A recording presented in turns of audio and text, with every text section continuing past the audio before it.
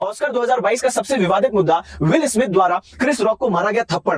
Chris rock ने will Smith की पत्नी के बारे में कुछ बातें कह दी थी, मजाक में कही थी, लेकिन विल स्मिथ को अच्छा नहीं लगा। विल स्मिथ स्टेज पर गए और क्रिस रॉक को सबके सामने थप्पड़ मारा। सोचो ऑस्कर में, और पूरी दुनिया देख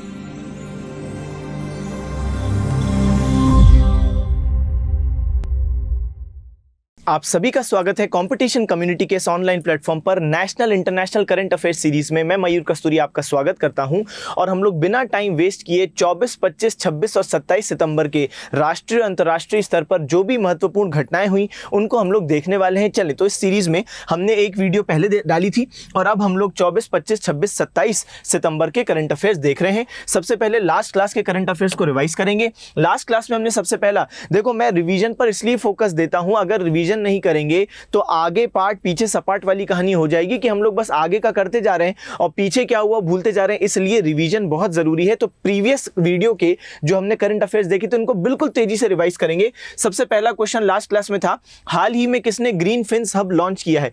ग्रीन फिन्स हब मैंने आपको बताया था यूनाइटेड नेशंस एनवायरनमेंट प्रोग्राम यानी संयुक्त राष्ट्र पर्यावरण कार्यक्रम का यह प्रोग्राम था, जिसके अंतर्गत जो प्रवाल भित्तियां यानी कोरल रीफ होती है उनको बचाने के लिए और साथ साथ टूरिज्म को भी रखने के लिए, मतलब टूरिज्म भी हो लेकिन कोरल रीफ को हार्म भी ना हो, तो ऐसा करने के लिए यूएनईपी ने कुछ गाइडलाइंस, कुछ दिशा निर्देश बनाए, वही ग्रीन फिन्स हब प्रोग्राम कहलाते हैं। यानी कि जो टूरिस्ट वहां पर जाएं उनको क्या क्या सावधानियां बरतनी चाहिए ताकि कोरल रीफ भी खराब ना हो, है ना, प्रवाल भित्तियां खराब ना हो, उनका रंग भी ना जाए। तो यही है आपका ग्रीन फिन्स हब प्रोग्राम, जो कि किसका है? यूएनईपी का प्रोग्राम है। सेकेंड बात करते हैं, भारत की पहली सेमीकंडक्टर प्रोडक्शन फैक्ट्री। सब मैं प्रीवियस क्लास का रिवीजन करवा रहा हूं, तो ऐसा मत सोचना हम लोग तेज चल रहे हैं, प्रीवियस क्लास का रिवीजन है। तो ग्रीन फिन्स हब के बाद दूसरा क्वेश्चन है, भारत की पहली सेमीकंडक्टर फैक्ट्री। तो पहली सेमीकंडक्टर प्रोडक्शन फैक्ट्री कहां पर? गुजरात में स्थापित की गई। तो मैंने आपको ये बात बता दी कि वेदांता ग्रुप और जो ताइवान की कंपनी है फॉक्सकॉन इंटरनेशनल, वो लोग मिलकर ये बना रहे हैं। क्या बना रहे हैं? Semiconductor factory. सेमीकंडक्टर यानी कि सिलिकॉन, जर्मेनियम वगैरह।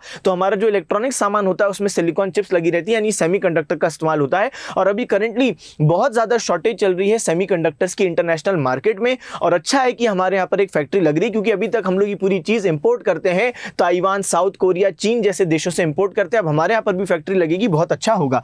नेक्स्ट क्वेश्चन पर आते हैं। नेक्स्ट क्वेश्चन है, Knight of the Legion of Honour, जो कि फ्रांस का सबसे बड़ा जो सिविलियन ऑनर है, जो सबसे बड़ा नागरिक सम्मान है, तो ये किस भारतीय को दिया गया है? तो स्वाति पीरामल जी को दिया गया है। कौन सा दिया गया है? तो हमने क्या बोला, Knight of the Legion of Honour किसको दिया गया है? स्वाति पीरामल, जो कि पीरामल ग्रुप है फार्मास्यूटिकल का, दवाइयों का, उसकी वाइस चेयरपर्सन है ये, और इनको दिया गया। इससे पहले हमने देखा शशि थरूर साहब को भी इसी साल ये Knight of the Legion of Honour सम्मान मिला। शशि थरूर से पहले कई लोगों को मिला है, लता मंगेशकर जी को भी मिल चुका है। लता मंगेशकर जी का इसी साल 6 फरवरी 2022 को क्या हो गया? निधन हो गया। लता मंगेशकर जी को भारत रत्न से भी सम्मानित 2001 में किया गया था। ये भी बात मैंने लास्ट क्लास में बताई थी। लेकिन अभी किसको मिला है Knight of the Legion of Honour? तो स्वाति पीरामल जी को मिला है। नेक्स्ट क्वेश्चन पर आते हैं। नेक्स्ट क्वेश्चन क्या है? 17 सितंबर 2022 को भारत का पहला स्वच्छ सुजल प्रदेश घोषित किया गया है। स्वच्छ और सुजल दो अलग अलग शब्द हैं। मैंने आपको ये बात अच्छे से बताई कि स्वच्छ मतलब होता है खुले में शौच से मुक्ति, तो वो स्वच्छ जगह कहलाती है, वो स्वच्छ शहर, स्वच्छ जिला या स्वच्छ प्रदेश कहलाएगा, खुले में शौच से मुक्ति यानी ओपन डिफिकेशन फ्री। जबकि जो सुजल शब्द है, जो सुजल शब्द उसका क्या मतलब है? हर घर जल। तो सुजल मतलब है कि हर घर जल, हर घर जल। तो ये दो अलग अलग शब्द हैं।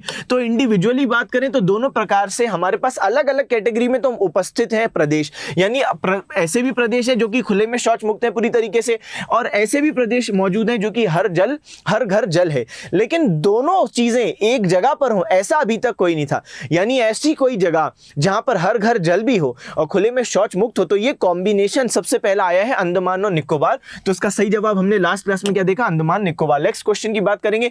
नेक्स्ट क्वेश्चन है, देश की पहली डिजिटल एड्रेस सिटी होगी। डिजिटल एड्रेस, इंदौर की यहां पर बात हो रही है। मैंने आपको ये बात बड़े अच्छे से बताई कि डिजिटल एड्रेस का क्या मतलब है। तो अब यहां पर एक ऐप है जिसका नाम है पता, उसने ये बोला है कि भाई जो भी इंदौर के लोग हैं, आप अपना अपना जो घर का एड्रेस है, आपके आसपास जो लैंडमार्क है, कोई बैंक है, कोई रेस्टोरेंट, कोई होटल जो घर के आसपास है, वो पूरी डिटेल, आपका पूरा एड्रेस और पूरी डिटेल आप एक बार हमारी ऐप पर डालो। हम आपको एक कोड देंगे और फिर यही कोड बस आपको जीवन भर किसी भी डिलीवरी बॉय को देना है। आपको पूरा एड्रेस बताने की बार बार जरूरत नहीं है। बस आप अपना ये कोड जो हम पता ऐप आपको देगी, यही कोड आपको उस व्यक्ति को देना है, उस व्यक्ति के पास भी पता ऐप होनी चाहिए और उसकी वजह से फिर क्या होगा कि उसको भी आसानी होगी, बस वो कोड आपका एंटर करेगा और उसको पूरा आपका एड्रेस दिख जाएगा। अन्यथा क्या होता है, हर बार आपको जोमेटो या अमेजॉन, फ्लिपकार्ट वालों को पूरा एड्रेस बताना पड़ता है कि मैं यहां पर मौजूद हूं। अगर सभी के मोबाइल में ये ऐप होगी, बस आपको एक कोड देना है, वो कोड से आपके पूरे घर की एड्रेस की इंफॉर्मेशन सामने वाले डिलीवरी बॉय के पास पहुंच जाएगी। तो ये इंदौर में डिजिटल एड्रेस की व्यवस्था शुरू की होने वाली है। चले नेक्स्ट देखते हैं क्या क्वेश्चन है। तो देखो नेक्स्ट क्वेश्चन क्या है कि हाल ही में किस देश ने 7वें पूर्वी आर्थिक मंच की मेजबानी की है। पूर्वी आर्थिक मंच का क्या मतलब है, पूर्वी यानी ईस्टर्न इकोनॉमिक फोरम। तो ईस्टर्न इकोनॉमिक फोरम, तो मैंने लास्ट क्लास में आपको बड़े अच्छे से डिटेल में बात बताई थी कि ये जो फार ईस्ट वाला रीजन है, ये जो फार ईस्ट वाला रीजन आपको दिख रहा है, ये वो क्षेत्र है जहां पर अनएक्सप्लोर्ड, ये अभी तक अनएक्सप्लोर्ड रहा है। यहां पर बहुत ज्यादा प्राकृतिक गैस, यहां पर हीरा, यहां पर लकड़ी, यहां पर मछली, यहां पर तेल, यहां पर सब मौजूद है, लेकिन ये निकाला नहीं गया है क्योंकि इस क्षेत्र में बहुत ठंड रहती है और यहां की जो कंडीशंस होती हैं काम करने लायक नहीं है। लेकिन इसलिए ईस्टर्न इकोनॉमिक फोरम बनाया गया ताकि चीन, Japan, Bharat, south Korea, Russia, ये सब मिलकर इस क्षेत्र में निवेश करें। और हाल ही में इस ईस्टर्न इकोनॉमिक फोरम की मेजबानी किसने की थी, तो व्लादिवोस्तोक, जो कि रशिया का एक शहर है, इसने मेजबानी की थी, यानी रूस ने मेजबानी की थी। तो इसका सही जवाब क्या है, इसका सही जवाब है रूस। तो सही जवाब क्या है, रूस ने इसकी मेजबानी की थी। इससे पहले भी मैंने मार्क कर दिया ना इंदौर, हाँ, तो इससे पहले वालों में भी मैंने मार्क कर दिया, अंडमान निकोबार सही है। और भी देख लेते हैं, बिल्कुल स्वाति पीरामल जी को मार्क कर दिया है मैंने। इससे पहले हमने बोला गुजरात, ये हो गया आपका सेमीकंडक्टर फैक्ट्री, और फिर मैंने बोला संयुक्त राष्ट्र पर्यावरण कार्यक्रम। ठीक है, तो ये अभी तक हमारी बात हो गई। अब हम लोग जल्दी से आगे का क्वेश्चन देख लेते हैं।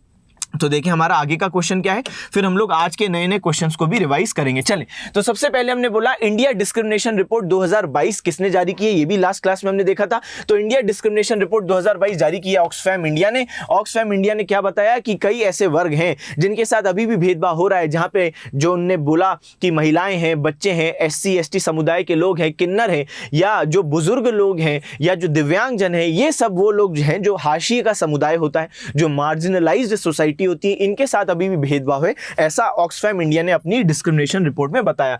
लास्ट क्लास में हमने जो क्वेश्चन एक और देखा वो ये था कि जो शंघाई सहयोग संगठन SCO है, उसकी पहली पर्यटन और सांस्कृतिक राजधानी किसे नामित किया गया है, तो किसे नामित किया गया है, वाराणसी को नामित किया गया। ये वाली बात मैंने आपको बता दी थी। मैंने आपको ये भी बताया शंघाई कोऑपरेशन ऑर्गेनाइजेशन जो है वो अगले साल 2023 में उसकी मेजबानी भारत करेगा, यानी अगला वो जो समिट होगा, अगला जो इवेंट होगा वो भारत में होगा, अगला अधिवेशन भारत में होगा, और भारत ही अगले साल इसका चेयरमैन भी है। और क्या वाराणसी को क्या घोषित किया गया है, तो वाराणसी को घोषित किया गया टूरिज्म और कल्चरल कैपिटल, यानी कि आपका पर्यटन और सांस्कृतिक राजधानी। नेक्स्ट बात करें, नवंबर 2022 में कौन सा देश चंद्रमा पर अपना पहला रोवर राशिद भेजेगा, ये हमारी बात हो गई थी। राशिद को यूनाइटेड अरब एमिरेट्स यानी संयुक्त अरब अमीरात भेजेगा, है ना। और किससे भेजेगा, तो जो स्पेसएक्स कंपनी है एलॉन मस्क की, उनका एक रॉकेट है फैल्कन 9, उसके द्वारा ये भेजेगा। चलो ये भी हमने डिस्कशन कर लिया था। 19 सितंबर 2022 को INS अजय को कहां से सेवा मुक्त किया गया है, मुंबई से सेवा मुक्त किया गया है। 32 वर्ष इसने सेवा दी। और ऑपरेशन तलवार, जो कि कारगिल में नौसेना का ऑपरेशन था, ऑपरेशन तलवार, उस ऑपरेशन तलवार में भी INS अजय की भूमिका थी। तो ऑपरेशन तलवार में भी इसकी भूमिका थी और इसने 32 साल सेवा दी है, लेकिन अब इसको डीकमीशन कर दिया गया है, रिटायर कर दिया गया है ना, मुंबई से रिटायर किया है। अब हम देखेंगे करंट अफेयर्स, यानी 24 सितंबर से 27 तारीख के जो करंट अफेयर्स अब हम लोग उसको शुरू करेंगे। तो ये बिल्कुल आज का पहला हमारा क्वेश्चन देखो क्या है, 19 सितंबर 2022 को किसने सैफ महिला फुटबॉल चैंपियनशिप का खिताब जीता है। तो सैफ वुमेन्स फुटबॉल चैंपियनशिप का खिताब किसने जीता है, क्वेश्चन आपसे बोलता है। मैं आपको बता दूं, ये जो इवेंट है आज तक भारत ही भारत जीतता था। 5 बार इससे पहले जब हुआ तो भारत ने जीता है, आज तक कोई और विजेता नहीं रखा। तो 2010 से ये सैफ वुमेन जो फुटबॉल चैंपियनशिप है, ये आयोजित होना शुरू हुई। हर 2-2 साल में इवेंट होता है और भारत ही ने आज तक हमेशा जीता था, 5 एडिशन लगातार। लेकिन जो 6वां एडिशन अभी हुआ है उसमें कौन जीता है, तो बांग्लादेश जीत गया है। अब अच्छा नहीं खेल रही हमारी इंडियन टीम, कहीं पर भी देखो। इस बार एशिया कप हुआ, एशिया कप में भी हमको श्रीलंका ने हरा दिया, पाकिस्तान ने हरा दिया, दिल पे लग गई बात, और श्रीलंका ने हरा दिया। और यहां पर देखो, यहां पर भी हम लोग बांग्लादेश से हार गए, तो बांग्लादेश से हार गए। देखो इधर ध्यान देंगे तो ये बांग्लादेश की जो महिलाएं हैं, पहली बार ये इवेंट जीती, तो इनका बड़ा ही भव्य स्वागत बांग्लादेश में किया गया और निश्चित रूप से करना भी चाहिए था। इतनी बड़ी बात है, उनके लिए बहुत अच्छी उपलब्धि है। हम लोग 5 बार लगातार जीते, लेकिन हम लोग हार गए इस बार। चलो अच्छी बात है, कोई दूसरा कॉम्पिटिटर भी है, ऐसा भी नहीं होना चाहिए कि कोई जगह पर केवल हम ही जीत रहे हैं तो भी खेलने में मजा नहीं आता। तो बांग्लादेश की महिलाओं ने बहुत अच्छा प्रदर्शन किया है। तो सैफ यानी दक्षिण एशियाई जो देश इसमें शामिल होते हैं, क्योंकि इसका फुल फॉर्म क्या है, तो इसका फुल फॉर्म है south Asian football federation Saif. और यहाँ पर जो दक्षिण एशिया के देश हैं वो शामिल होते हैं। कौन से खेल से संबंधित है ये, तो ये फुटबॉल से संबंधित है। 2010 में ये इवेंट शुरू हुआ था और अभी तक 5 एडिशन हो गए। 5 किसने जीते, भारत ने जीते। अभी जो 6वां एडिशन था वो किसने जीता, वो बांग्लादेश ने जीता। अच्छा, फाइनल में बांग्लादेश और नेपाल का मैच हुआ। भारत पहले ही आउट हो चुका था, तो बांग्लादेश और नेपाल का मैच हुआ जिसमें बांग्लादेश फाइनली जीता है। तो देखो हम लोग बांग्लादेश के हम लोग फाइनल तक भी नहीं पहुंचे, तो ये थोड़ी सी बुरी बात है भाई। तो फाइनल तक तो पहुंचना था। विजेता बांग्लादेश, उपविजेता नेपाल। और किसको मिला है गोल्डन बूट, तो गोल्डन बूट किसको मिला है, गोल्डन बूट किसको मिला है, तो सबीना खातून। गोल्डन बूट उस व्यक्ति को मिलता है जिसका प्रदर्शन सबसे अच्छा हो, सबसे ज्यादा गोल जिसने दागे हो। तो सर्वश्रेष्ठ प्लेयर का अवार्ड जीता है सबीना खातून, जो कि बांग्लादेश की कप्तान है। तो ये वहां की विराट कोहली है, बहुत अच्छा इन्होंने परफॉर्म किया है। चले, तो गोल्डन बूट किसको मिला है, सबीना खातून को मिला है, बांग्लादेश की है। 19 से 24 सितंबर 2022 को Akhil Bharatiya police judo cluster 2022 कहां आयोजित हुआ, अखिल भारतीय जूडो क्लस्टर। पहली बात, नाम से कंफ्यूज नहीं होना है। यहां पर भले लिखा है जूडो क्लस्टर, लेकिन ऐसा नहीं कि बस जूडो ही खिलाया जाता है। यहां पर इस पर्टिकुलर चैंपियनशिप में भारत की जो राज्यों की जो पुलिस है और जो सेंट्रल आर्म्ड पुलिस फोर्स है, यानी कि केंद्रीय जो सशस्त्र जो पुलिस फोर्स है, वहां के भी लोग पार्टिसिपेट करते हैं। और इसमें जूडो, इसमें कराटे, इसमें फेंसिंग, फेंसिंग यानी तलवारबाजी, फेंसिंग यानी तलवारबाजी, ताइक्वांडो, इसके अलावा जिम्नास्टिक, वुशु, अलग अलग प्रकार के जो गेम्स हैं मार्शल आर्ट वाले, वो सब खिलाए जाते हैं। भले ही नाम जूडो है लेकिन खिलाए सब जाते हैं। तो इस जूडो से कंफ्यूज नहीं होना है। तो सारे गेम अलग अलग मार्शल आर्ट के खिलाए जाते हैं। और मैंने आपको बता दिया इसमें सेंट्रल फोर्सेस भी हिस्सा लेती हैं, सेंट्रल पुलिस फोर्सेस भी और स्टेट पुलिस फोर्सेस भी। जो सेंट्रल पुलिस फोर्स है, अगर आपने सुना हो, जैसे कि CISF, जैसे CRPF, इसके अलावा BSF। BSF कई लोगों को गलत फहमी है कि BSF सेना है, गलत। BSF यानी बॉर्डर सिक्योरिटी फोर्स, सेना थोड़ी ना है। सेना यानी आर्मी अलग होता है, बॉर्डर सिक्योरिटी फोर्स तो केंद्रीय पुलिस फोर्स का हिस्सा है। BSF असम राइफल्स, तो CRPF, CISF, BSF, Assam rifles. इसके अलावा सशस्त्र सीमा बल, इंडो तिब्बतन बॉर्डर पुलिस जिसको हम कहते हैं, और नेशनल सिक्योरिटी गार्ड, ये सब आपकी केंद्रीय पुलिस फोर्स है। मैंने देखो यहाँ पे आपके लिए उनको एक जगह पर लिख दिया है, परेशान नहीं होना है। जो भी मैंने नाम लिखे हैं ये सब आपको यहाँ पर मिल जाएंगे। तो ये है आपकी सेंट्रल फोर्सेज, है ना। ये वैसे भी आपको मालूम होना चाहिए कि ये सेंट्रल फोर्सेज कौन कौन सी हैं और इन सब ने हिस्सा लिया है, किसमें हिस्सा लिया है। तो ये जो इवेंट है all India police judo cluster, इसमें हिस्सा लिया है। तो देखते हैं तो कहां पर आयोजित हुआ, नई दिल्ली में आयोजित हुआ, 7th एडिशन था और नई दिल्ली में इंदिरा गांधी स्टेडियम में आयोजित हुआ। कौन है इसका ऑर्गेनाइजर, तो ऑर्गेनाइजर कौन है, केंद्रीय औद्योगिक सुरक्षा बल यानी CISF। तो CISF ने ऑर्गेनाइज किया, पूरा इवेंट उन्होंने ऑर्गेनाइज किया और उन्होंने हिस्सा भी लिया है ना। नेक्स्ट बात करें, 41 टीमों ने अलग अलग जगहों से भाग लिया है और शुभारंभ अनुराग ठाकुर जो खेल मंत्री भारत सरकार के हैं, ये है अनुराग ठाकुर। तो ये जो अनुराग ठाकुर साहब है ये खेल मंत्री भारत सरकार के हैं, इन्होंने इसमें हिस्सा लिया है। ये भी हमने अच्छे से देख लिया। मुझे उम्मीद है कि यहां तक आप मेरे साथ बने हुए हो, ठीक है ना, अनुराग ठाकुर साहब। चलो नेक्स्ट क्वेश्चन पर जल्दी से आएंगे, मुझे उम्मीद है यहां तक कोई दिक्कत नहीं है। 19 सितंबर 2022 को किस राज्य ने, अभी हम लोग इसको भी रिवाइज करेंगे ना एंड में, जो आज हम नए क्वेश्चन देख रहे हैं। 19 सितंबर 2022 को किस राज्य ने CM द हैसी वेब पोर्टल लॉन्च किया, बिल्कुल परेशान नहीं होना। एक वेब पोर्टल जिसका नाम क्या है, CM द हैसी, CM द हैसी इसका नाम है। अब मैं आपको इस वेब पोर्टल के बारे में थोड़ी जानकारी दे दूं, तो जो CM द हैसी वेब पोर्टल है, तो ये असल में इस शब्द का मतलब है इन्फॉर्म दी CM। तो CM को बताओ, असल में ये है मणिपुर के CM साहब। और मणिपुर के जो CM साहब हैं, जो बीरेंद्र कुमार साहब हैं, इन्होंने ये स्कीम शुरू की है जिसके अंतर्गत लोग या तो वेब के माध्यम से या इस नंबर पर फोन करके अपनी भ्रष्टाचार संबंधी शिकायतें रजिस्टर कर सकते हैं। तो कुल मिला के आपको बस फोन लगाना है कि फलाना फलाना व्यक्ति या ये जो सरकारी व्यक्ति मुझसे रिश्वत मांग रहा है, आप इस नंबर पे इसकी जानकारी दोगे। ऐसा यहाँ के मणिपुर के जो CM साहब है उन्होंने योजना निकाली है। तो देखो क्या है, सबसे पहली बात हमने बोला मणिपुर के CM है ना, उन्होंने ये स्कीम शुरू की है, बीरेंद्र सिंह साहब।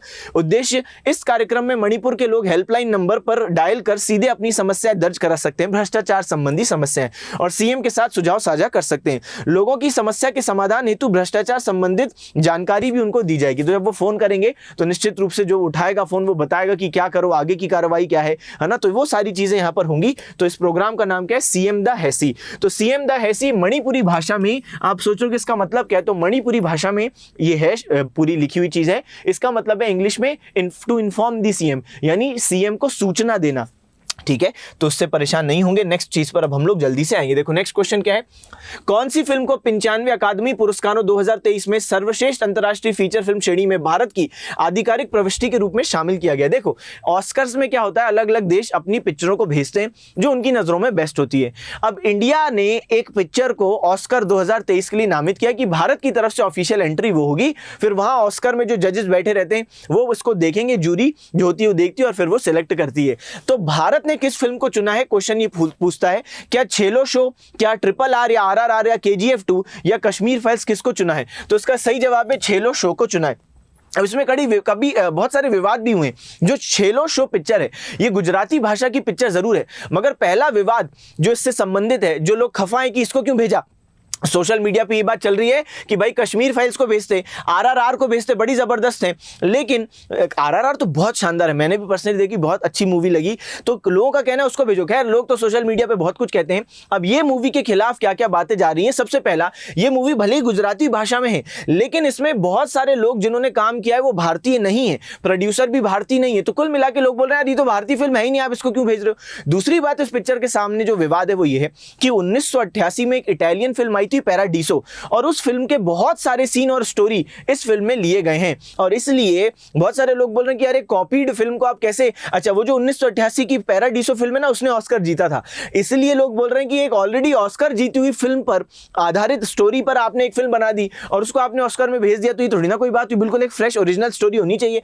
तो कुल मिला के इस चक्कर में इसके साथ विवाद है, मगर इंडिया की ऑफिशियल एंट्री क्या है, छेलो शो है। तो मैंने आपको बता दिया जो ऑस्कर अवार्ड है वो 1929 में शुरू हुए और ये लॉस एंजलिस में दिए जाते हैं। लॉस एंजलिस जो अमेरिका में है वहां दिए जाते हैं, और वहां पे कहां दिए जाते हैं, डॉल्बी थिएटर। तो लॉस एंजलिस जो अमेरिका में है वहां पर डॉल्बी थिएटर है और वहीं पर 1929 से ये अवार्ड दिए जा रहे हैं, है ना। मतलब बीच में शुरुआत में चेंजेस इधर उधर हुई, अब 2002 से तो नियमित रूप से लॉस एंजलिस में देते हैं, बीच में इधर उधर जगह बदली थी, लेकिन आपको दिमाग में रखना है लॉस एंजलिस USA, क्योंकि अब बिल्कुल ये फिक्स है। नेक्स्ट बात करें, अभी जो एडिशन होगा वो 95 वाला एडिशन होगा, 95th एडिशन होगा 2023 वाला, और भारत की तरफ से छेलो शो जो पिक्चर है वो गई है। इसके डायरेक्टर कौन है, पैन नलिन। तो छेलो शो जो मूवी है इसके डायरेक्टर कौन है, पैन नलिन इसके डायरेक्टर है। सबसे जो विवादित मुद्दा था, ध्यान से मेरी बात सुनिएगा, सबसे विवादित मुद्दा कौन सा था, ऑस्कर 2022 का। तो अगर आप लोग न्यूज से जुड़े रहते हो, ऑस्कर 2022 का सबसे विवादित मुद्दा विल स्मिथ द्वारा क्रिस रॉक को मारा गया थप्पड़। क्रिस रॉक ने विल स्मिथ की पत्नी के बारे में कुछ बातें कह दी थी, मजाक में कही थी, लेकिन विल स्मिथ को वो अच्छा नहीं लगा। विल स्मिथ स्टेज पर गए और क्रिस रॉक को सबके सामने थप्पड़ मारा। सोचो ऑस्कर में और पूरी दुनिया देख रही है, टीवी पे जा रहा है और इन्हें कोई परवाह नहीं और इन्हें थप्पड़ मार दिया। ये होता है जबरदस्त और सच्चा आशिक। आप देख रहे हो पत्नी के बारे में कुछ गलत नहीं सुन सकता, उसको थप्पड़ मार दिया। और ये बड़ा शॉकिंग था क्योंकि कोई ये एक्सपेक्ट नहीं कर रहा था, है ना, कि जो बात कही गई थी हो सकता है थोड़ी आपत्तिजनक भी हो, लेकिन इतना क्या कि आपने थप्पड़ मार दिया। बहुत लोगों ने इनकी फिर आलोचना की। विल स्मिथ को हालांकि ऑस्कर 2022 में बेस्ट एक्टर का अवार्ड मिला, तो एक तो इन्हें थप्पड़ मारा लेकिन इनको अवार्ड भी मिला, है ना। तो अवार्ड किस चीज के लिए मिला था मैं बता दूं, किंग रिचर्ड एक फिल्म है, किंग रिचर्ड, ये फिल्म भी काम की है, उसमें विल स्मिथ ने सेरेना विलियम्स और वीनस विलियम्स के पिता की भूमिका निभाई। सेरेना विलियम्स और वीनस विलियम्स, अगर आप लोग स्पोर्ट्स से संबंधित लोग हैं, देखते रहते हो न्यूज़, तो ये बड़ी महान ये टेनिस खिलाड़ी, दोनों बहनें हैं और महान टेनिस खिलाड़ी हैं, है ना। तो सेरेना विलियम्स और वीनस विलियम्स, उनके ही पिता का रोल किंग रिचर्ड मूवी ने इन्होंने निभाया। इसके लिए इनको ऑस्कर 2022 दिया गया, है ना, बेस्ट एक्टर की कैटेगरी में, और तभी इन्होंने थप्पड़ भी मारा। तो ऑस्कर 2022 का सबसे विवादित मूवमेंट यही था। चले नेक्स्ट क्वेश्चन पे आएंगे। वर्तमान में कौन सा देश Asia Pacific institute of broadcasting यानी AIBD का अध्यक्ष है? अब आप बोलोगे सर हमने इस इंस्टीट्यूट का तो नाम ही नहीं सुना, आप इस इंस्टीट्यूट के बारे में क्या पढ़ा रहे हो? तो ध्यान से सुनना, ये इंस्टीट्यूट इसलिए चर्चा में है, एक तो ये यूनेस्को का हिस्सा है। यूनेस्को तो आप सब जानते हो, यूनाइटेड नेशन का जो पार्ट है यूनेस्को, तो यूनेस्को के अंडर एक और विंग है जिसका नाम है और Asia Pacific institute of broadcasting development. Broadcasting का क्या मतलब है, ये इलेक्ट्रॉनिक मीडिया को और कैसे बेहतर बनाए उस पे देश मिलकर आपस में इस फोरम पे काम करते हैं। इलेक्ट्रॉनिक मीडिया का क्या मतलब होता है, देखो एक होता है प्रिंट मीडिया, जिसका सबसे अच्छा उदाहरण है आपका न्यूज़पेपर, आपके समाचार पत्र, प्रिंट मीडिया, समझ भी रहे होगे नाम से।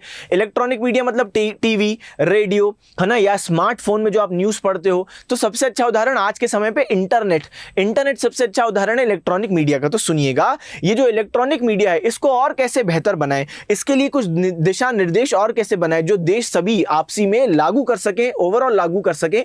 तो ये AIBD का काम है। और ये क्यों चर्चा में है? क्योंकि भारत इसका अध्यक्ष अभी तक था और भारत के अध्यक्ष के पद का कार्यकाल अब 1 वर्ष के लिए बढ़ा दिया गया है। तो भारत अभी तक अध्यक्ष था, अब उसका कार्यकाल 1 वर्ष और के लिए बढ़ा दिया गया है। तो वर्तमान में कौन सा देश Asia Pacific institute of broadcasting development का अध्यक्ष है? तो इसका सही जवाब है भारत। वर्तमान में भी वो है और 1 साल के लिए इसका कार्यकाल और बढ़ा दिया गया है भारत का। AIBD यूनेस्को का हिस्सा है, इसकी स्थापना 1977 में हुई। AIBD शामिल देश 26 और हम देखते हैं कि इसका जो मुख्यालय है वो है कुआलालंपुर, मलेशिया। तो कुआलालंपुर आप सभी बच्चे समझते हैं, कुआलालंपुर है ना। तो कुआलालंपुर जो मलेशिया, वहां पर हम देखते हैं कि इसका मुख्यालय मौजूद है। मलेशिया की राजधानी कुआलालंपुर में इसका मुख्यालय मौजूद है। और करंट इसका अध्यक्ष कौन है? तो करंट इसका अध्यक्ष कौन है? तो भारत करंटली उसका अध्यक्ष है। AIBD का उद्देश्य क्या है? इलेक्ट्रॉनिक मीडिया का विकास करना इसका उद्देश्य है। मुझे उम्मीद है कि AIBD वाली बात आप सभी बच्चों के दिमाग में फिट बैठ गई होगी।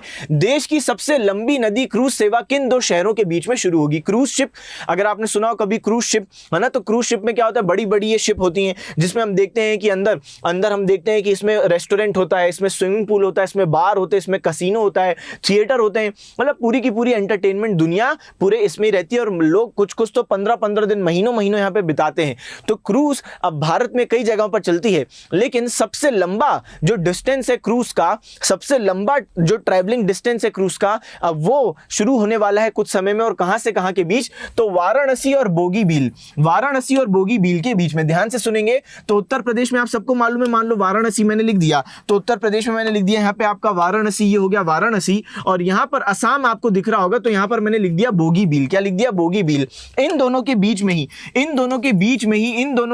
में ही अब एक क्रूज शुरू होगा। तो जो पानी का दोनों के बीच में रास्ता है, क्योंकि आपको मालूम है, नहीं मालूम तो मैं बता दूं, जो बोगीबील है ये असल में ब्रह्मपुत्र नदी के ऊपर है। तो नदी के ऊपर मतलब बोगीबील ब्रिज की बात हो रही है। अगर आपने सुना हो 2018 में प्रधानमंत्री मोदी ने बोगीबील ब्रिज का उद्घाटन किया था। और ये देश का सबसे बड़ा रेलवे रोड ब्रिज है। रेलवे रोड का मतलब क्या है कि दोनों ही चीजें यहां पे होती है। ये बोगीबील ब्रिज मैं पहले आपको दिखा देता हूं, ध्यान से सुनना। बोगीबील ब्रिज कहां पर है? आसाम में है। आसाम में कौन सी नदी के ऊपर है? तो ब्रह्मपुत्र। देखो आपको नदी दिख रही है, तो ब्रह्मपुत्र नदी के ऊपर है। और ये रोड और रेल ब्रिज है, यानी रोड कम रेल, दोनों ही चीजें इसमें एक साथ हैं। कैसे? नीचे ये जो बीच का हिस्सा आपको दिख रहा है ना, ये वाला जो आपको हिस्सा दिख रहा है, यहां पर ट्रेन चलती है, तो ये नीचे का हिस्सा ये है ट्रेन का हिस्सा। और ऊपर यहां पर आपको रोड देखने को अलग ही दिख रहा है, मिल रहा है। तो ये आपका रेलवे प्लस रोड ब्रिज है। ये इंडिया का सबसे बड़ा रेलवे प्लस रोड ब्रिज है, बोगीबील ब्रिज। 4.9 किलोमीटर इसकी लंबाई है, 4.9 किलोमीटर, और एशिया का दूसरा सबसे बड़ा है। तो ये इंडिया का सबसे बड़ा हो गया और एशिया का दूसरा सबसे बड़ा रेल कम रोड ब्रिज हो गया। ये 2018 में मोदी साहब द्वारा इसका उद्घाटन किया गया। अब ध्यान से सुनना है, तो आप देख सकते हो नीचे पानी है, ब्रह्मपुत्र नदी। तो बस यहीं से शुरुआत होगी आपकी क्रूज की, और वो कहां तक जाएगी? तो वो जाएगी वाराणसी, उत्तर प्रदेश तक। तो सर यहां से तो निकल जाएगी, लेकिन ब्रह्मपुत्र तो उस एरिया में नहीं, कोई बात नहीं। ब्रह्मपुत्र से फिर ये गंगा नदी में ये चली जाएगी, एंटर कर जाएगी। कौन? क्रूज। तो क्रूज जो है वो बोगीबील में ब्रह्मपुत्र नदी से मान लो शुरुआत कर रही, फिर आगे बढ़ते बढ़ते कहां जाएगी? फिर वो वाराणसी के लिए जाएगी। और वाराणसी के पास कौन सी नदी है उसके तट पर? तो वो गंगा नदी है। तो ब्रह्मपुत्र और गंगा नदी में चलेगी ये क्रूज, ये सबसे लंबी क्रूज। और इसका डिस्टेंस कितना ट्रैवल करेगी? ये 4000 किलोमीटर का डिस्टेंस ये ट्रैवल करेगी। चले, घोषणा किसने की है? जल मार्ग और जहाज रानी मंत्री जो सर्बानंद सोनोवाल साहब है, उन्होंने घोषणा की है 2023 में इसकी शुरुआत भी हो जाएगी। चले, बहुत अच्छी बात है, शुरुआत हो जाएगी। नेक्स्ट बात पर अब हम लोग जल्दी से आते हैं, देखते हैं क्या है।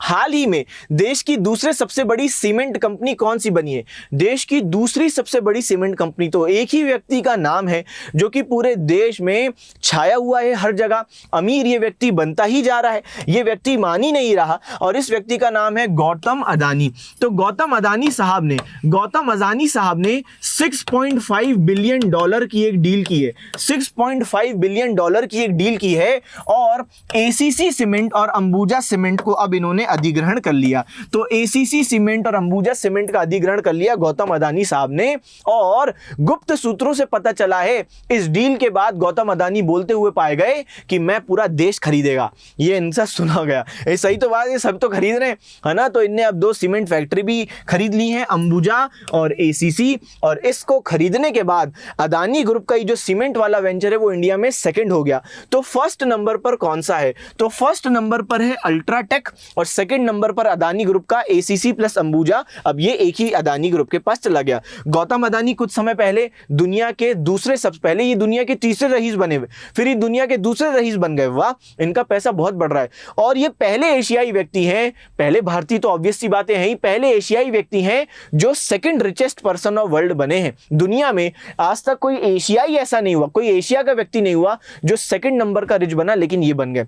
सोचो, चीन, जापान में, साउथ कोरिया में, ताइवान में बड़े बड़े रईस लोग हैं, मगर तब भी कोई दुनिया का सेकंड नंबर का रईस नहीं बना। सोचो इनके पास कितना पैसा है। और फर्स्ट नंबर का रईस कौन है? तो एलॉन मस्क बाबू हैं अपने, है ना, स्पेस एक्स टेस्ला वाले, वो फर्स्ट नंबर के रईस हैं। चल इधर ध्यान देंगे।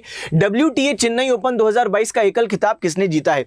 तो चेन्नई ओपन 2022 ये टेनिस टूर्नामेंट है, महिलाओं का टेनिस टूर्नामेंट है, और क्वेश्चन बोलता है किसने जीता है? तो लिंडा फ्रुहविटोवा ने जीता है। किसने जीता है? तो लिंडा फ्रुहविटोवा ने इसको जीता है। तो लिंडा फ्रुहविटोवा जी ने इसको जीता है। यहां पर आपके सामने नाम है लिंडा फ्रुहविटोवा, आराम से इसको प्रैक्टिस करना। और इन्हें जीत लिया है चेन्नई ओपन। चेन्नई ओपन इन्होंने जीत लिया। चेन्नई ओपन कहां पर हुआ? चेन्नई ओपन ऑब्वियस सी बात है चेन्नई में हुआ, भारत में हुआ। सिंगल्स विनर 2022, तो देखो लिखा भी है। ये क्या है? महिला टेनिस टूर्नामेंट है चेन्नई ओपन। विजेता तो लिंडा जो है वो चेक गणराज्य यानी चेक रिपब्लिक की है। तो चेक रिपब्लिक जो देश है वहीं की है लिंडा फ्रुहविटोवा। और जो उप विजेता है उनका नाम है मैगडा। अरे बाप रे, कैसे नाम आ रहे हैं। विजेता का नाम है लिंडा, उप विजेता का नाम है मैगडा। लिंडा मैगडा कैसे नाम चल रहे हैं। तो ये है चेन्नई ओपन। बाप रे, बड़े खतरनाक लोग। लेकिन जो सबसे ज्यादा चर्चा में जो खिलाड़ी रहा है टेनिस में, उसका नाम जरूर आपको अभी जानना चाहिए। ध्यान से सुनिएगा, रॉजर फेडरर। रॉजर फेडरर, शायद ही कोई टेनिस वाला ऐसा कोई व्यक्ति हो जो टेनिस देखता और उसको इनका नाम नहीं मालूम, तो ऐसा हो ही नहीं सकता। रॉजर फेडरर स्विट्जरलैंड के महान टेनिस खिलाड़ी, उनने हाल ही में रिटायरमेंट ले लिया है। उनके करियर का जो आखिरी मैच था वो अभी कुछ ही दिन पहले हो गया, और बड़ा ही इमोशनल फेयरवेल था। उनके भी कई आंसू निकले जब उन्होंने स्पीच दी, तो आसपास के जो लोग थे, जो खिलाड़ी थे, वो भी रोने लगे। उनके जो साथ में जो खिलाड़ी इतने साल तक खेले, जैसे रफाल नडाल, वो भी मौजूद थे, वो भी खेले। तो रॉजर फेडरर साहब ने टेनिस को अलविदा कह दिया है। इनने 20 ग्रैंड स्लैम टाइटल अपने जीवन में जीते, रॉजर फेडरर साहब ने। ये इनके फेयरवेल की ही तस्वीरें हैं। 20 ग्रैंड स्लैम टाइटल इन्होंने जीते, और 14 साल तक सबसे ज्यादा ग्रैंड स्लैम टाइटल, जैसे हमारे यहां मान लो कि क्रिकेट में वर्ल्ड कप होता है ना, वैसे ही टेनिस में ग्रैंड स्लैम सबसे बड़ा इवेंट होता है। तो जिस प्रकार ये मैंने आपको कंपैरिजन बता दिया, तो 14 साल तक सबसे ज्यादा ग्रैंड स्लैम टाइटल इन्होंने जीते थे। फिर इनको अब बीट कर दिया है, और भी लोग हैं जो आगे निकल गए हैं। आज की तारीख में बात करूं, सबसे ज्यादा ग्रैंड स्लैम टाइटल है राफेल नडाल के पास। तो आज सबसे ज्यादा किसके पास है? तो जो राफेल विमान की बात नहीं हो रही है भाई, है ना। तो राफेल नडाल जो खिलाड़ी हैं, सबसे ज्यादा 22 ग्रैंड स्लैम टाइटल इनके पास है। और इनके बाद सेकंड नंबर पर आते हैं नोवाक जोकोविक। तो नोवाक जोकोविक, उनके पास 21 ग्रैंड स्लैम टाइटल हैं, और 20 ग्रैंड स्लैम टाइटल किसके पास है? रॉजर फेडरर साहब के पास है, जिन्होंने रिटायरमेंट लिया है। तो ये भी दिमाग में रखेंगे। चलिए, हाल ही में कौन नॉर्थ चैनल को पार करने वाले पूर्वोत्तर क्षेत्र के पहले और सबसे अधिक आयु के भारतीय तैराक बन गए? चलें, इधर एक व्यक्ति का नाम मैं आपको बता रहा हूं। तो यहां पर एक व्यक्ति हमारे सामने, एल्विस हजारिका, ये उनकी तस्वीर है। ये नॉर्थ ईस्ट क्षेत्र के, जो उत्तर पूर्वी क्षेत्र हैं, वहां के हम देखते हैं कि पहले व्यक्ति हैं जिन्होंने नॉर्थ चैनल को पार किया है। किसको पार किया है? नॉर्थ चैनल को पार किया है। नॉर्थ चैनल क्या है? नॉर्थ चैनल ये है, नॉर्थ चैनल इधर आप देखें, और ये स्कॉटलैंड और आयरलैंड, जो नॉर्थ आयरलैंड है, उसके बीच में है। मैं आपको सभी बच्चों को एक बात बता दूं, अगर आपको ये नहीं मालूम, तो देखो क्या होता है ना कि यहां पर आपको यूके देखने को मिल रहा होगा, तो परेशान नहीं होना। क्या आप जानते हो, एक देश है इंग्लैंड, उसकी राजधानी है लंदन। इंग्लैंड के साथ जब उसके पड़ोस वाला वेल्स जुड़ता है, तो इसको ब्रिटेन कहते हैं। इंग्लैंड एक देश है और वेल्स अलग है, वेल्स अलग देश है, लेकिन इंग्लैंड प्लस वेल्स करते हो आप, तो ब्रिटेन बनता है। England plus Wales plus Scotland करते हो, England plus Wales plus Scotland करते हो तो ग्रेट ब्रिटेन बनता है, और England plus Wales plus Scotland plus North Ireland करते हो तो यूनाइटेड किंगडम पड़ता है। तो देखो मैंने आपको चार चीजें बता दी। सबसे पहले मैंने आपको क्या बताया, सबसे पहले मैंने आपको बताया एक है इंग्लैंड, एक है इंग्लैंड। जब आप इंग्लैंड में वेल्स को जोड़ देते हो, जब आप इंग्लैंड में वेल्स को जोड़ देते हो तो क्या बनता है, ब्रिटेन बनता है। जब आप England plus Wales plus Scotland कर देते हो तो क्या बनता है, ग्रेट ब्रिटेन बनता है। जब आप England plus Wales plus Scotland plus Northern Ireland कर देते हो तो यूनाइटेड किंगडम बनता है, यूके बनता है।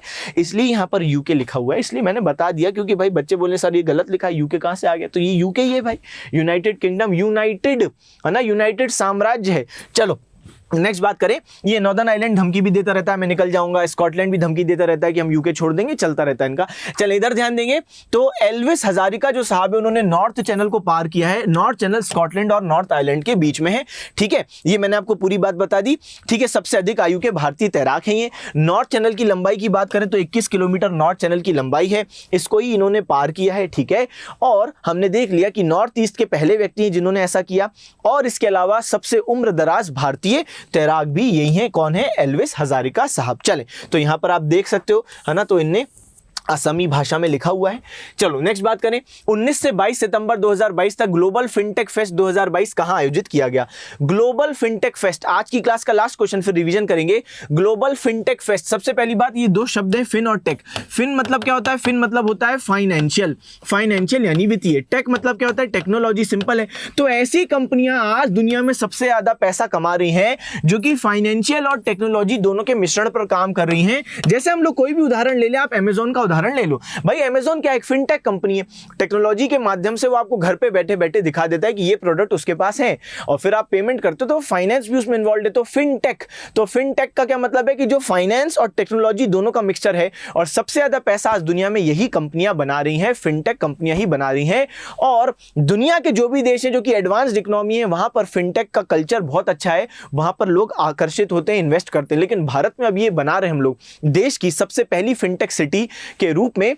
फिनटेक सिटी मतलब जहां पर सबसे ज्यादा ऐसे स्टार्टअप्स हैं, सबसे ज्यादा स्टार्टअप्स वगैरह आए हैं, तो मुंबई को माना जाता है। आपने एक नाम सुना होगा, Gujarat international finance tech city, gift. Gift असल में डेवलप हो रही है, लेकिन मुंबई काफी यहां पे स्टार्टअप आ चुके हैं, तो इसलिए हम लोग कई जगह देखते हैं कि मुंबई को इंडिया की पहली फिनटेक सिटी माना जाता है। अब इधर ध्यान देंगे, फिनटेक फेस्ट ऑर्गेनाइज किया है, किसने ऑर्गेनाइज किया है, तो फिनटेक फेस्ट ऑर्गेनाइज किया गया है national payment corporation of India के द्वारा। तो national payment corporation of India के द्वारा ग्लोबल फिनटेक फेस्ट मुंबई में आयोजित हुआ। मुंबई का जो जियो वर्ल्ड सेंटर है, जो कि अंबानी साहब का, यही दोनों लोग तो हैं, अंबानी अदानी जो देश चला रहे हैं, हम लोग तो ऐसी जी रहे हैं, हम लोग सांस ले रहे हैं, यही है जो असली में जीवन का मजा ले रहे हैं। जियो वर्ल्ड सेंटर अंबानी का, कुछ समय पहले ये इसका इनॉग्रेशन हुआ था, वहीं पर ग्लोबल फिनटेक फेस्ट हुआ मुंबई में, ठीक है। फाइनेंशियल टेक्नोलॉजी और ये दोनों से संबंधित कंपनियों को कहते हैं। उद्देश्य क्या था, एक सतत वित्तीय दुनिया का निर्माण करना, creating a sustainable financial world. चले, सस्टेनेबल का मतलब है एक ऐसा financial world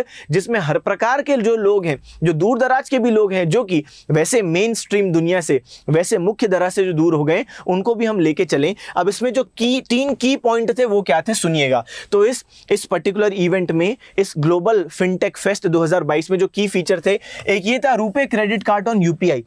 RuPay credit card आपको मालूम होगा, जैसे मास्टर कार्ड, जैसे वीजा, आप देखना आपके जो बैंक के कार्ड हैं उस पर लिखा रहता है मास्टर कार्ड, वीजा, वैसे ही होता है रुपे कार्ड, भारत का कार्ड है रुपे। तो सुनिएगा, रुपे कार्ड को यूपीआई से जोड़ना, इसका मतलब है कि अब क्रेडिट कार्ड को, इसका मतलब है कि जब लोग यूपीआई में पेमेंट करते हैं ना, जैसे भाई आपने कोल्ड ड्रिंक ली, आपने उसका पेमेंट किया, लेकिन क्रेडिट कार्ड रुपे के जोड़ने की बात हो रही है, यानी कि जो लोग क्रेडिट कार्ड का इस्तेमाल करते हैं, भविष्य में पे करेंगे, क्रेडिट मतलब क्या होता है, उधार, तो जो लोग भविष्य में पे करेंगे, अब यूपीआई वहां पर भी सपोर्ट करेगी। तो मान लो आपके बैंक में पैसा नहीं है, आपके अकाउंट में पैसा नहीं है, लेकिन आपने 100 रुपए का दुकान वाले भैया से सामान खरीदा, आपके पास कोई पैसा नहीं है, लेकिन क्रेडिट कार्ड है, तो क्रेडिट कार्ड के माध्यम से आप अभी पैसा दे दो और बाद में क्रेडिट कार्ड में जैसे चुकाते हैं वैसे चुका देना। तो RuPay credit card on UPI. Next है यूपीआई लाइट। यूपीआई लाइट एक नई चीज है। यूपीआई लाइट नई चीज इसलिए है, लो वैल्यू ट्रांजैक्शन जितने होंगे, यानी कम वैल्यू के जो ट्रांजैक्शन होंगे, उनको अब ऑफलाइन मोड में उसका प्रोसेसिंग हो जाएगा। ऑफलाइन मतलब बिना इंटरनेट के। क्या बात कर रहे हो सर, बिल्कुल। तो यूपीआई लाइट में क्या है, जो लो वैल्यू ट्रांजैक्शन है, छोटे छोटे ट्रांजैक्शन है, बिना इंटरनेट के उपयोग के अब आप पेमेंट कर सकते हो। कुछ दिनों में ये शुरू हो जाएगा, इसको ही हम कह रहे हैं यूपीआई लाइट। खास तौर पे उस सेक्टर को ध्यान में रख रहे हैं जहां पर इंटरनेट की व्यवस्था ज्यादा नहीं होती। जैसे मान लो कोई गांव है, जो गांव है तो वहां के लोगों ने भाई क्या बिगाड़ा है, उनको भी मिलना चाहिए कि फैसिलिटी ऑनलाइन पेमेंट की, लेकिन इंटरनेट की समस्या होती है, तो वहां पर ऑफलाइन मोड में भी छोटे मोटे ट्रांजैक्शन हो जाएंगे, इसलिए यूपीआई लाइट अब शुरू किया जाएगा। Bharat bill pay cross border bill payments. Cross border bill payment का मतलब है कि ऐसे लोग जो कि भारतीय हैं लेकिन भारत में मौजूद नहीं है, उनका घर भारत में है, तो वो लोग अब भेज सकते हैं पैसा और वो बिल यहां पे भर सकते हैं। फॉर एग्जांपल, अगर कोई बंदा है जो यूएई गया है, कोई व्यक्ति है जो यूएई गया है, उसकी फैमिली इधर ही है, तो वो वहीं से बैठे बैठे इस यूपीआई के थ्रू वो क्या कर देगा, वो अपना पानी का बिल, बिजली का बिल और ट्रांसपोर्ट का बिल, जो भी बिल है वो जैसे हम लोग भरते, तो वो वहीं से बैठे बैठे भर देगा। तो क्रॉस बॉर्डर बिल पेमेंट भी अब शुरू हो गई है। ये इसमें ग्लोबल फिनटेक फेस्ट में ये सब घोषणाएं की गई। चलो, तो यहां पे हमने अपनी पूरी चीज को वाइंड अप किया। अब हम लोग जल्दी से रिवाइज करेंगे और रिवाइज करने के बाद क्वेश्चंस को हम लोग क्लास को वाइंड अप करेंगे। रिवीजन बहुत जरूरी है, रिवीजन को कभी नहीं छोड़ना चाहिए। जिस बच्चे ने रिवीजन को हल्के में लिया, एग्जाम ने उसको हल्के में लिया। इधर ध्यान देंगे। सबसे पहला हमारा देखो क्या क्वेश्चन था। तो आज की क्लास की हमने कहानी कहां से शुरू की, आज की क्लास की कहानी हमने यहां से शुरू की कि 24 से 27 सितंबर के क्वेश्चन देखना है। सैफ महिला फुटबॉल चैंपियनशिप 2022 का खिताब किसने जीता? बांग्लादेश ने जीता। 6वां एडिशन था, पहली बार किसी और ने जीता। हमेशा 5 एडिशन तक भारत ने ही इसको जीता है। ये वाली चीज हमने अच्छे से देख ली। सेकंड क्वेश्चन हमारा क्या था? सेकंड क्वेश्चन देखो हमारा क्या है। तो सेकंड क्वेश्चन था, Akhil Bharatiya police judo cluster 2022 कहां आयोजित हुआ? नई दिल्ली में ये आयोजित हुआ और हमने देखा कि इसमें केंद्रीय और राज्य जो पुलिस है वो हिस्सा लेते हैं। ये भी हमने अच्छे से देख लिया। अनुराग ठाकुर साहब ने इसका इनॉग्रेशन किया था। नेक्स्ट क्वेश्चन, किस राज्य ने सीएम द हेसी वेब पोर्टल को लॉन्च किया है? तो मणिपुर ने किया है, मणिपुर के सीएम ने किया है। यहाँ पे भ्रष्टाचार संबंधी शिकायतें इस वेब पोर्टल पर या हेल्पलाइन नंबर पर लोगों के द्वारा की जा सकती हैं। यही हमने पूरी चीज देखी। चले, तो ये हमने देख लिया। नेक्स्ट क्वेश्चन देखते हैं क्या है। कौन सी फिल्म को 95वें अकादमी पुरस्कार यानी जिसको ऑस्कर 2023 भी हम कह रहे हैं, वहां पे भारत की ऑफिशियल एंट्री क्या है? तो छेलो शो, ये भारत की ऑफिशियल एंट्री है। कई लोग इससे नाराज हुए, कुछ लोगों को लग रहा था आरआरआर को भेजना चाहिए, वो एक्साइटेड हो गए, लेकिन भेजा गया है छेलो शो को। वर्तमान में कौन सा देश Asia Pacific institute of broadcasting का अध्यक्ष है? तो भारत अभी तक अध्यक्ष था और 1 साल और के लिए अभी अध्यक्ष बन गया है। एआईबीडी यूनेस्को का हिस्सा है। चलें, नेक्स्ट क्वेश्चन, सबसे लंबी नदी क्रूज सेवा किन 2 शहरों के बीच में शुरू होगी? तो वाराणसी और बोगीबील। तो जो वाराणसी और बोगीबील है, इसके बीच में 4000 किलोमीटर का ये जो पानी का बीच में रास्ता है, वहीं पर सबसे लंबी नदी क्रूज हम लोग चलाएंगे। चलिए, ये बात बहुत अच्छी बात है। नेक्स्ट बात करते हैं। नेक्स्ट बात देखो क्या है। बोगीबील ब्रिज तो हमने देख लिया। हाल ही में देश की दूसरी सबसे बड़ी सीमेंट कंपनी कौन सी बनी है? तो जो अदानी समूह है उसने एसीसी और अंबुजा का $6.5 बिलियन में अधिग्रहण कर लिया और ये बन गई है दूसरी सबसे बड़ी कंपनी। सबसे बड़ी कौन सी? अल्ट्राटेक सबसे बड़ी है भारत की सीमेंट कंपनी। फिर हमने बोला WTA चेन्नई ओपन 2022 का एकल खिताब किसने जीता है? ये वो नाम है जिसको तुमको प्रैक्टिस करना पड़ेगा। नाम क्या है? लिंडा फ्रुहविर्टोवा इनका नाम है। नेक्स्ट बात करेंगे। नेक्स्ट बात क्या है? रॉजर फेडरर साहब ने, हमने देखा कि इनका अब हो गया रिटायरमेंट। हाल ही में कौन नॉर्थ चैनल को पार करने वाले पूर्वोत्तर क्षेत्र के पहले और सबसे अधिक आयु के भारतीय तैराक बन गए हैं? तो एल्विस हजारिका साहब बन गए हैं। ये असम के हैं और हमने देखा इन्होंने नॉर्थ चैनल को क्रॉस किया, जो स्कॉटलैंड और नॉर्थ आयरलैंड के बीच में आता है ना, और इसकी लंबाई 21 किलोमीटर है। लेकिन इतनी उम्र में क्रॉस करना निश्चित रूप से बहुत बड़ी बात है। फिर ग्लोबल फिनटेक फेस्ट कहां पर आयोजित किया गया? तो ग्लोबल फिनटेक फेस्ट मुंबई में आयोजित किया गया। ये हमारी क्लास का लास्ट क्वेश्चन था जो हमने अभी डिस्कस कर लिया। चलें, मुझे उम्मीद है कि आपको क्लास अच्छी लगी होगी, है ना। अगर आपको क्लास अच्छी लगी तो निश्चित रूप से इस वीडियो को उन तमाम लोगों तक पहुंचाएं जहां पे आपको लगता है कि उनको भी इससे फ़ायदा पहुंचना चाहिए। चलें, आप अपना जो फीडबैक है वो हमको हमारे कमेंट सेक्शन में बता सकते हैं। आपको वीडियो कैसी लगी? हमारा कोको यूपीएससी नाम का भी चैनल है जहाँ पर यूपीएससी से संबंधित हम लोग करंट अफेयर्स की वीडियो डिटेल्ड एनालिसिस के साथ डालते हैं, तो आप वो वीडियो भी ज़रूर, वो चैनल को भी उतना ही प्यार दें जो आपने मेन चैनल को दिया है। मुझे उम्मीद है आपको वीडियो अच्छी लगी होगी।